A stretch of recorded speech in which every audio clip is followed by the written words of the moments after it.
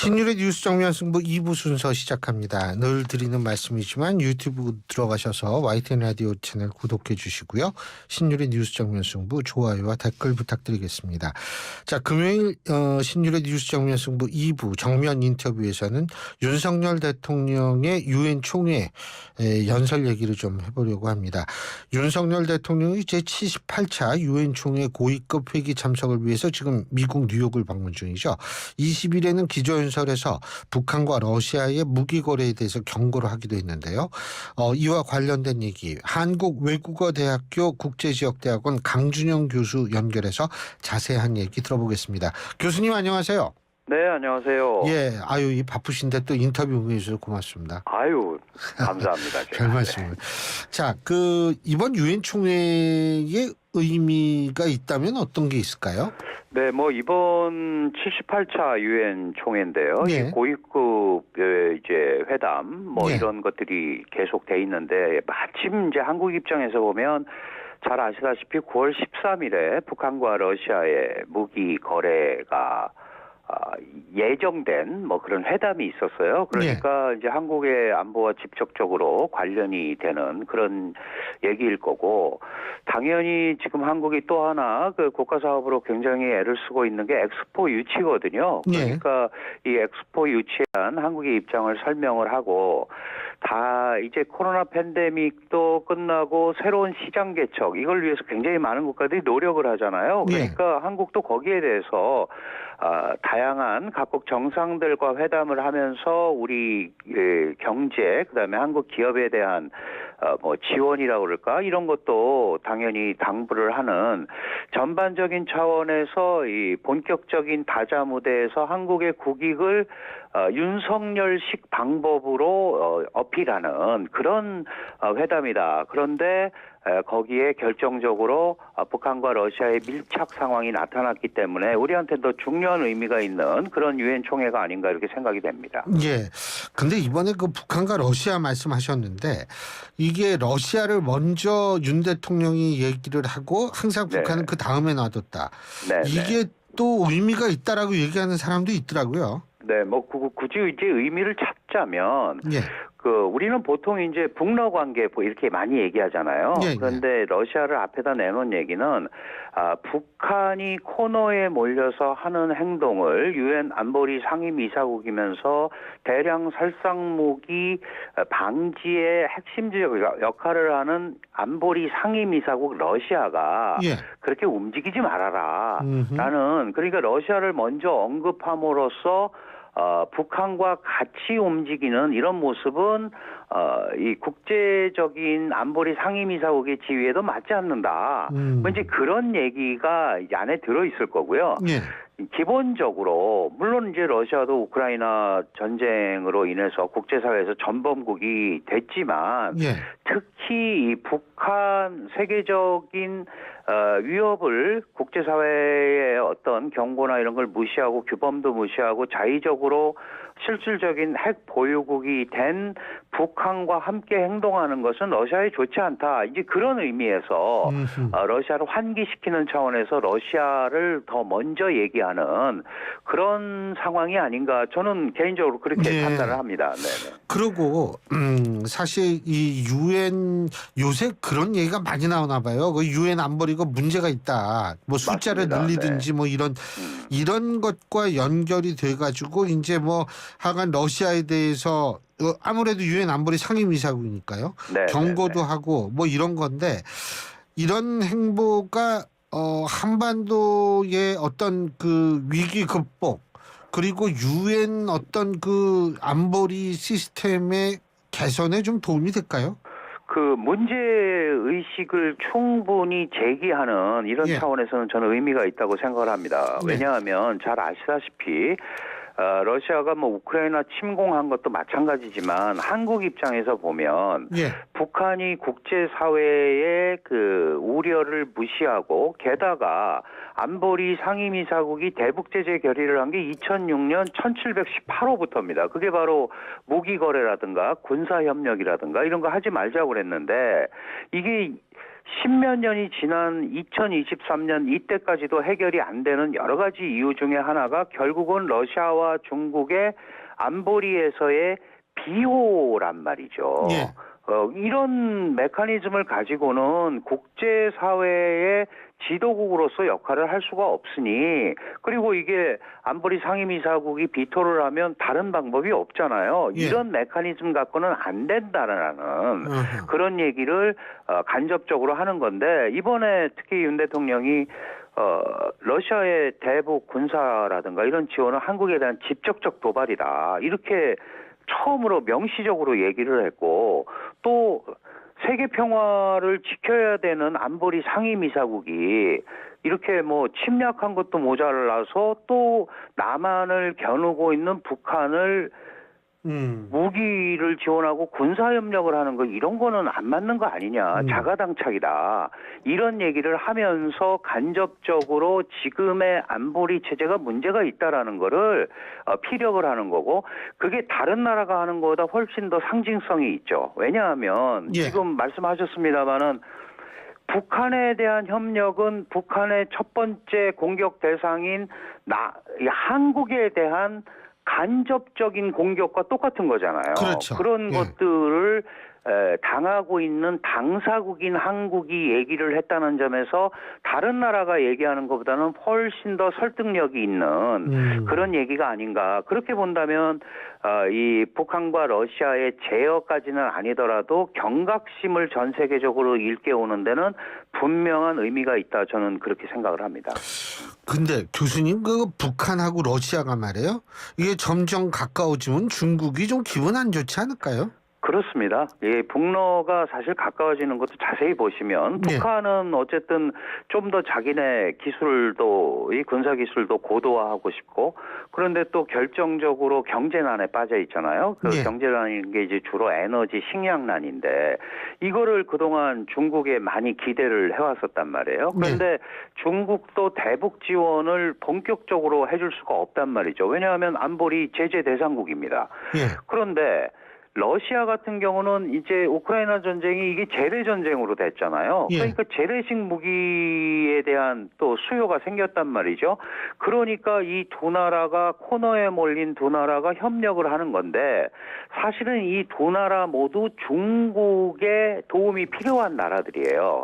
그러니까 북러가 가까워짐으로써 중국을 좀 자신들을 지원할 수 있는 흐름으로 끌어내보자라는 게 이 북러의 생각인데, 만약에 중국이 여기에 동조를 해버리면 소위 우리가 얘기하는 북중러 구도가 형성이 돼버리잖아요. 그러면 중국 입장에서는 특히 군사협력을 앞세운 북중러 이 구도를 형성하는데 중국이 결정적 역할을 한다? 이거는 세계적으로 그런 메시지를 줄 필요가 전혀 없는 거죠. 중국은 북한과 러시아와는 다른 정상국가라고 생각을 하고 있는데 이 그 국제사회의 지탄을 받는 두 나라와 행보를 같이 한다? 이거는 굉장히 어려운 겁니다. 물론 북한과 러시아가 가까워지는 것이 소위 느슨하더라도 북중러 연대를 통해서 미국에 대항하는 데는 분명한 의미가 있지만 군사적 협력을 통해서 하는 거는 중국이 계속 비판하잖아요. 뭐 한미일이 이렇게 FH를 만드는 게 소집단주의라 그러는데, 북중러가 형성이 되는 것도 소집단주의란 말이죠. 그러니까 그렇게는 안 할 겁니다. 다만 이 연대를 가지고 가기 위해서 군사협력 이외에 경제 지원이라든가 경제를 연대로 한 어떤 그 틀을 만드는 거, 이런 거에는 좀 더 적극적으로 나갈 수 있죠. 그 얘기인즉슨 군사협력과는 거리를 두겠다라는 메시지를 계속 발출할 거고, 그래서 왕이 중국 외교부장 겸 정치국원이 외교사령탑이잖아요. 유엔 총회 가려고 그러다 말고 이 뭐 설리번을 만난다든가 몰타에서, 그 다음에 또 러시아를 가고 러시아의 차관도 한국에 와서 설명을 하고, 이런 치열한 외교전이 펼쳐지고 있는 겁니다. 다만 이제 저희가 걱정하는 거는 북러가 뭐 이 군사협력을 하는데 그게 안보리 그 제재 사항을 위반하는 게 아니냐라고 얘기했을 때 푸틴 대통령이 그 범위 안에서 하겠다고 그러는데, 그 범위 안에서 사실 불가능하거든요. 그러니까 이게 앞으로 어떻게 전진이 될지는 진전이 될지는 모르겠습니다만은 중국이 적어도 북러의 강력한 군사기술 협력은 가만히 있지는 않을 겁니다. 그거는 중국한테도 위협이 되거든요. 예를 들어서 러시아의 고급 군사기술이 북한으로 왔다. 그렇다면 소위 우리가 얘기하는 서해가 그렇죠. 남북한도 있고 중국도 있는데 강력한 러시아의 군사기술로 무장한 북한이 온다면 북한이 그런 지금 핵과 미사일도 있는데 고급 군사기술을 갖고 있으면 베이징 말 안 들을 거라고 당연히 생각할 수 있지 않겠습니까? 그러니까 실질적인 러시아의 군사기술이 북한으로 넘어가는 데는 중국의 동의가 필요한데 중국이 동의를 그렇게 쉽게 해줄 리가 없다. 저는 그렇게 생각을 합니다. 그러면은 교수님 그 왜 북중러 무슨 연합훈련 얘기도 나오고 뭐 이런데 이것도 성사될 가능성이 크지 않겠네요? 예, 저는 중국과 러시아는 이미 연합훈련을 하고 있죠. 해상훈련도 하고 있고 공군훈련도 하고 있는데 북한까지 넣어서 한다라는 거는 사실은 중국으로서는 굉장히 큰 모험입니다. 게다가 북한도 모험입니다. 왜냐하면 중국과 러시아의 그 연합 군사훈련 기술과 지금 북한이 가지고 있는 기술은 핵이나 미사일 빼고는 사실은 그 합동 군사훈련하러 나타나면 오히려 북한의 전력이 노출되는 그런 상황이 되기 때문에 저는 그렇게 군사훈련 쪽으로 이게 발전을 해서 소위 한미일 북중러 우리가 보통 얘기하는 이런 구도를 중국이 나서서 만들지 않을 거다. 그리고 북중러라는 거는 양자 관계를 중국은 더 중요시하죠. 중국 북한 관계, 중국 러시아 관계, 뭐 북러 관계 이렇게 양자 관계를 강조하는 거지 양자 관계 틀을 가지고 움직이겠다는 거지 북중러 3자 연대를 통해서 움직이는 거는 중국이 지금 상황에서는 강력하게 추진하지 않을 그런 상황이 아닌가 그렇게 판단이 됩니다. 그리고 이제 그게 좀 연결이 돼 있는데 얼마 전에 그 한덕수 국무총리도 그 시진핑 국가주석 언급을 하지 않았습니까? 뭐 만나고 싶다 뭐 이런 언급을 했는데 어떻게 시 주석의 방한 가능성은 없을까요?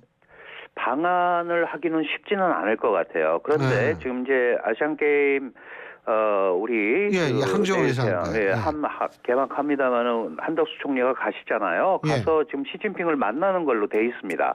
물론 짧은 시간이지만 우리가 지난번에 G20 회의에서 윤석열 대통령도 중국의 리창 총리를 만나줬거든요. 그렇죠. 그러니까 사실은 시 주석이 아시안 게임에 올지 안 올지 그것도 잘 몰랐었어요. 왜냐하면 중국 내부가 워낙 복잡하고 그렇기 때문에. 근데 오기로 했고 와서 한국 총리를 만나준다라는 것은 큰 틀에서 한중 관계를 안정적으로 유지해 가겠다는 중국의 의지가 거기 들어있는 겁니다. 그렇지 않으면 사실 뭐 만나줄 이유가 없는 거잖아요. 다만 의제상으로 주고받을 게 별로 없어요. 그게 작년에 그 G20 회의에서 윤석열 대통령과 시진핑 중국 국가주석이 만났을 때도 뭐 양국이 서로 중요한 관계다. 물론 25분밖에 못 만났습니다만은 그리고 고위급 교류를 계속하자. 뭐 문화 교류 계속하자. 이 정도 선에서 마무리를 한 거거든요. 그러니까 새로운 의제를 가지고 얘기하기는 굉장히 어렵지만 만약에 양자회담이 이루어진다면 지금 신 교수님 말씀하신 대로 우리가 얘기하고 싶은 건 지금 북한 얘기인데 그 문제에 대해서 중국이 꺼내기가 쉽지 않기 때문에 예를 들면은 뭐 11월 에이펙 회의라든가 이런 데를 통해 다자 무대에서 양국 간의 큰 흐름을 정리하는 차원의 그런 정도의 어떤 흐름은 있지 않을까 이렇게 생각이 들고 만약에 정말 중국이 급하다고 생각하면 시진핑 중국 국가주석이 방한할 수 있죠. 예를 들어서 한미일 삼각 관계가 자신이 생각하는 것보다 훨씬 더 강하게 작동한다거나 이렇다면 그중에 가장 약한 고리인 한국을 끌어당기기 위해서 할 수는 있지만 지금은 그런 동력이 그렇게 크지는 않은 것 같습니다. 자, 그리고 그 윤석열 대통령 연설 다시 돌아가서요.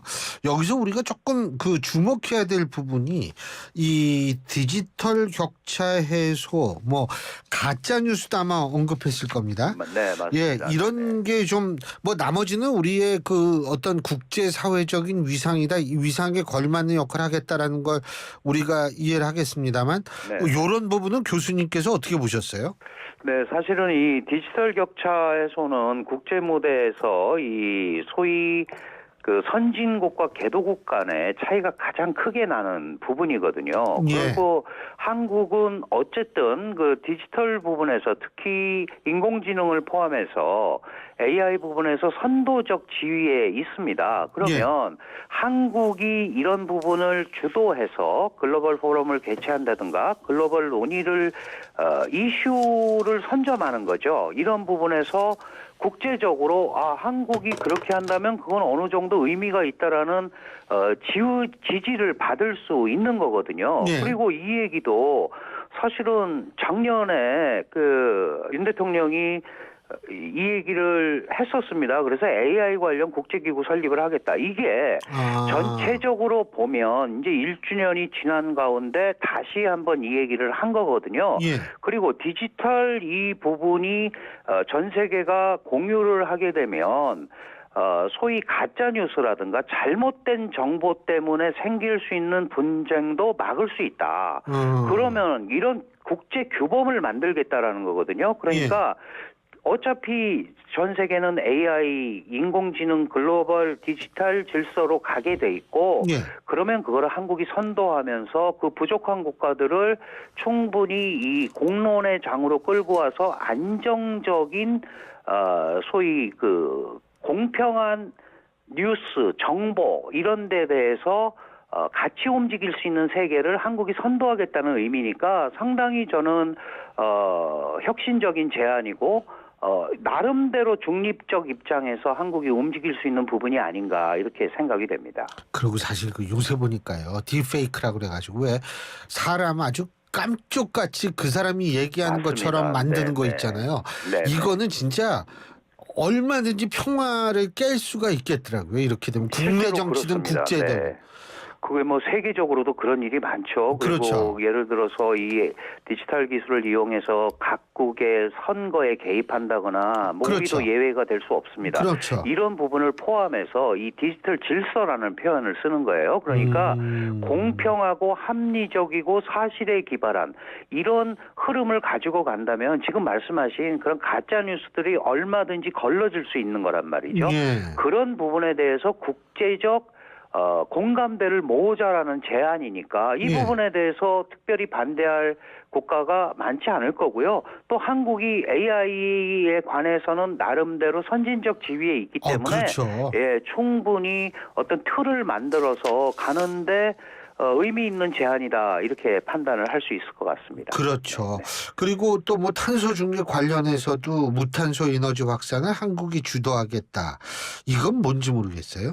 이게 사실은 탄소 중립을 뭐 2050년까지 하겠다, 중국도 2060년까지 하겠다 이런 얘기인데 이 사실은 탄소 중립은 이제 재생에너지만 가지고 하겠다라는 게 지금까지의 논의예요. 근데 재생에너지만 100%로 이 에너지를 충당하는 거는 사실 개발도상국은 불가능합니다. 그러니까 그렇죠. 지금 이제 새롭게 들고 나온 게 무탄소 연합이라는 거거든요. 이 무탄소라는 거는 탄소 아닌 것 갖고 해도 되는 거죠. 그러니까 뭐 원전이라든가 이런 꼭 재생에너지가 아니더라도 탄소 배출이 없는 에너지원도 거기에 포함해서 실질적인 탄소 중립을 해 나가는 흐름을 잡자. 그러니까 탄소 중립이라는 게 완전히 탄소를 제거하고 재생으로만 가는 거는 현실적으로 불가능하기 때문에 다 일정 부분 이 탄소는 아니더라도 재생에너지만 100% 믿는 흐름을 가서는 안 된다. 그거 결국 이제 한국이 강점을 가지고 있는 원전 그리고 최근에 세계적인 기술로 떠오르고 있고 한국도 나름대로 상당한 지위를 차지하고 있는 수소에너지 뭐 이런 부분에 대해서 또 한국이 적극적 역할을 할 수 있는 거다. 재생에너지로 하면 좋지만 재생에너지라는 게 아시다시피 뭐 태양광이나 풍력이라든가 이런 거거든요. 그렇죠. 뭐 RE100이라는 거 있잖아요. 100%를 완전히 리사이클링으로 한다. 이거 불가능하다는 겁니다. 그래서 그런 부분을 한국이 좀 주도해서 개도국을 이끌고 나가겠다라는 거니까 이것도 세계적인 어떤 이슈를 새롭게 끌고 나간다는 점에서 상당히 의미가 있다고 판단이 됩니다. 그 RE100이요. 지금 무슨 이유가 예전에 그 대선 후보 토론에서 RE100 나와가지고. 근데 이거 재밌어요. RE는 영어잖아요. 네, 100은 100 아니에요? 맞습니다. 근데 왜 RE는 영어로 얘기하고 100은 우리나라 말로 100이라고 그러든지 그거 아주 재밌어요. 예. 처음 그렇게 쓰기 시작해서 그게 또 이렇게 붙는 것 같아요. 저도 RE100이라고. 맞아요. 아유, 자연스럽게 RE100이 나오잖아요. 끝으로 간단하게 윤 대통령이 이 자꾸 우리의 세계적인 위상을 높이려 그 역할을 하겠다라는 걸 어떻게 평가하십니까? 네, 저는 이제 뭐 우리가 그 윤 정부의 가장 큰 특징이 뭐 여러 가지가 있습니다만 글로벌 중추국가로서의 역할을 하겠다라는 뜻을 얘기하면서 가치, 규범 이런 얘기를 했단 말이죠.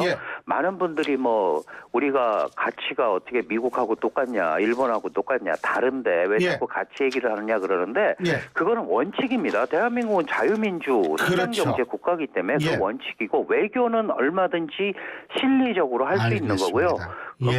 그런 면에서 새로운 분야를 찾아서 움직이는 거는 국가 원수로서 저는 적절한 행동이다 이렇게 판단을 합니다. 오늘 말씀 감사합니다. 고맙습니다. 네, 고맙습니다. 지금까지 한국외국어대학교 강준영 교수였습니다.